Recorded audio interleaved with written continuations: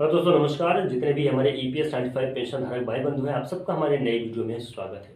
दोस्तों, बहुत ही महत्वपूर्ण टॉपिक के ऊपर हम लोग बात करने वाले हैं। ईपीएस 95 पेंशन धारकों की पेंशन में वृद्धि कब तक होगी, साथ ही साथ में जो भविष्य निधि आयुक्त की बैठक हुई थी, उस बैठक में कौन कौन से डिसीजन लिए गए थे। दोस्तों, मैं आपको बता दूं कि भविष्य निधि आयुक्त की तरफ से तमाम ईपीएस 95 पेंशन धारकों को 7,500 रुपये पेंशन की राशि देने की बात हुई थी। साथ ही साथ में डीए देने की बात हुई थी, मेडिकल सुविधा देने की बात हुई थी, और ऑप्शन फॉर्म में किस प्रकार से गड़बड़ी आ रही है उनको सबको दूर करना है। सही तरीके से ऑप्शन फॉर्म को किस प्रकार से सबमिट किया जाना चाहिए, उस पर जो तो बातें हुई थी, चर्चा हुई थी। तो ईपीएस 95 पेंशन धारकों के लिए एक बहुत ही महत्वपूर्ण खुशखबरी की बात थी। तकरीब ये चर्चा को 15 दिन हो जाने के बाद भी इस पर अमल नहीं किया गया।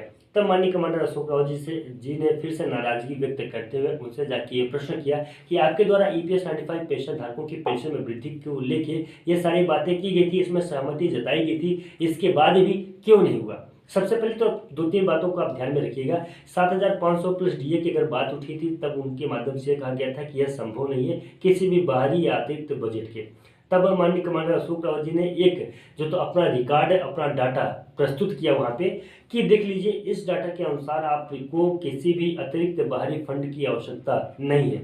वार्षिक जो भी डाटा रिपोर्ट सबमिट करता है ईपीएफओ, उसी डाटा के अनुसार हम लोगों ने ये डाटा बनाया है, जिससे यह स्पष्ट हो जाता है कि ईपीएफओ को किसी भी अतिरिक्त सहायता के बिना ईपीएफओ ईपीएस 95 पेंशन धारकों को 7,500 रुपये तक की पेंशन राशि मुहैया करा सकता है।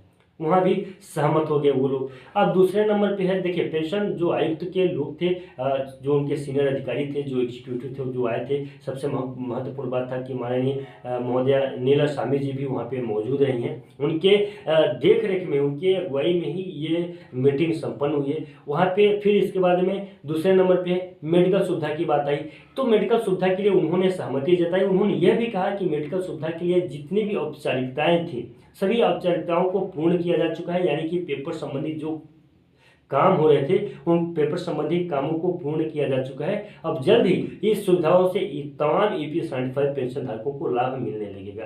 तो ये ईपीएस 95 पेंशन धारकों की मेडिकल सुविधा फ्री हो चुकी है, यानी कि हो चुकने का मतलब ये है कि बहुत ही जल्द हो जाएगी मेडिकल सुविधा फ्री। 7,500 रुपये पेंशन राशि उनको मिलना निश्चित हो गया है, मिलने लगेगी। अब आगे और भी जो देखिए, ऑप्शन फॉर्म भराने से संबंधित जो तो समय सीमा को देखते हुए रिक्वेस्ट किया गया था कि समय सीमा को देखते हुए सही तरीका कर दिया जाए, ताकि सभी ईपीएस 95 पेंशन धारक भटके नहीं और वो सही समय पे अपना जो तो मेडिकल सुविधा को, ऑप्शन फॉर्म को भर लें अच्छे से।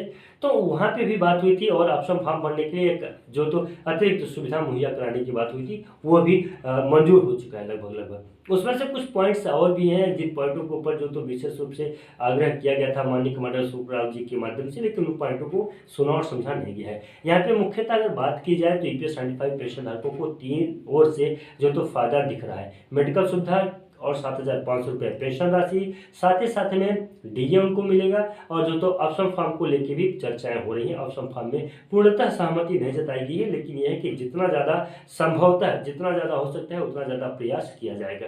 बाकी दोस्तों, आपको यह जानकर जो वीडियो कैसा लगा कमेंट में हमें जरूर बताइएगा। मिलते हैं किसी नए वीडियो में और नए अपडेट में, तब तक के लिए नमस्कार, जय हिंद, जय।